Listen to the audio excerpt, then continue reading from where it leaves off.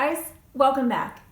I'd like to start out by saying that this video is going to be a little more technical than my last couple of videos, and it's definitely aimed at people who look at Cygnus data a lot.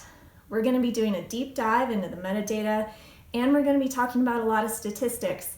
So I totally understand if maybe most of you actually want to skip. Whoa. What are you saying? Are you trying to talk people out of watching this? Oh, hey, I thought you were going to stay in the office. Yo, that place smells like old cheese.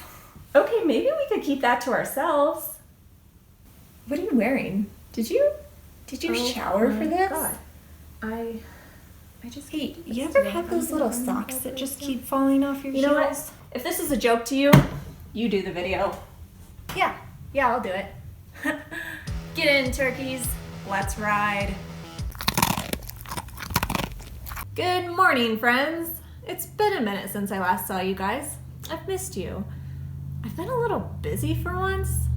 I don't know how I feel about it. My last two videos were about this weirdness in my Cygnus observations over the Middle East and Libya, and how I eventually came to the conclusion that my observations were being affected by radio frequency interference, or RFI. And then I also pointed out how you can actually use the Cygnus observations themselves to approximate the location of the RFI transmitters. And that's fun. But what do I do about it? Because I'm paid to take Cygnus observations and turn them into observations of either soil moisture or surface flooding.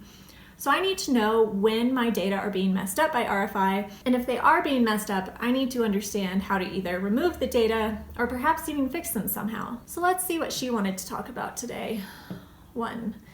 Talk about how Cygnus does flag data for RFI, but over land the flag is mistakenly turned on over most inland water bodies or whenever the surface elevation exceeds 800 meters. This is because the kurtosis threshold is inappropriate for boring. Okay, I mean, it's good to point out that Cygnus does actually have an RFI flag already, but over land it doesn't work that well. For example, this is the RFI flag for 3 months earlier this year, and you can see that it's turned on all the time for high altitude areas and maybe about half the time over inland water bodies. And I like data over water, so I definitely don't want to use the flag because it would remove these observations.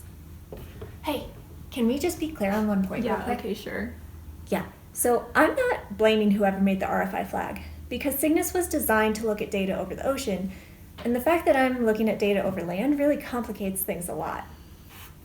I assume most people who look at Cygnus data were aware of this already. But if you weren't, you are now. And if you want to know why the flag is turned on over high altitude areas or over inland surface water, just send me an email. So what else was on the list to talk about? Well, no, not talking about that either. So instead, let's learn how to actually identify RFI in the Cygnus data. That'll be fun. But to do that, we'll actually have to look at some DDMs. So, hey Clara. Yeah? Have you done a general background video on DDMs? No, not yet. Great, awesome, okay. Well, we'll do our best. So this is a delay Doppler map, or DDM. Do you see the X and Y axes? They're really important to understand. I'm just joking. No one cares about them right now, you can ignore them. The important thing is that we see this blob of colors. That represents the GPS reflection itself. What I do is I take the peak value from that blob and I call that the surface reflectivity. And if I mount the surface reflectivity over the land surface, then we can make a lot of pretty pictures. And when we look at changes in the pretty pictures over time, then we can infer how the surface hydrology has changed. That's it. That's all I do. My job is super not hard. But what does RFI actually look like in a delay Doppler map, or DDM? What I'm going to do now is I'm going to show you a bunch of normal DDMs, and then I'm going to show you a bunch of DDMs with RFI in them, so that we can learn how to distinguish between the two. Okay, are you ready? Normal, normal, normal, normal. Kind of weird, but normal, normal. Whoa! RFI. That's RFI, right there. RFI, RFI, RFI, normal, normal, RFI, normal. You get it? See those stripes? That's what RFI looks like in a DDM. So now I'm going to quiz you. Let's see if you can identify RFI in a DDM. So I'm going to show you 3 DDMs, and then you're going to tell me which one has RFI in it. Ready? If you guessed RFI was present in DDM number 2, congratulations! You're a certified RFI hunter. So RFI is a stripe of really high power values in the DDM, or sometimes there are multiple stripes. When there's a lot of RFI in the data, it kind of overwhelms the surface reflection and totally erases it. And in those cases, you're not going to be able to use the data because there is no reflection anymore. For moderate amounts of RFI, when the RFI stripe is kind of offset from the reflection blob, then I think you can use the data, as long as you're careful that when you're picking the peak value of the DDM, you actually pick a peak value that's in the surface reflection itself and not in the stripe.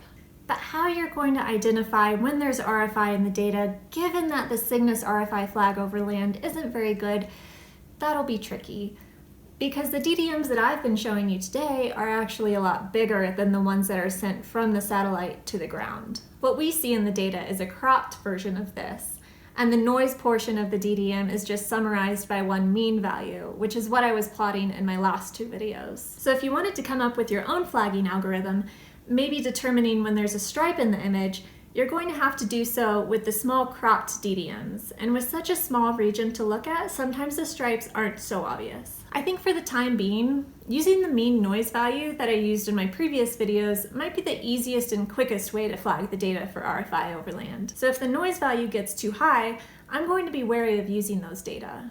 But coming up with a stripe detection algorithm is interesting.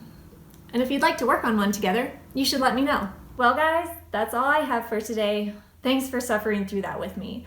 And if you'd like to see more of my videos, make sure you hit the subscribe button. You sound so stupid. Let's have a vector strap party.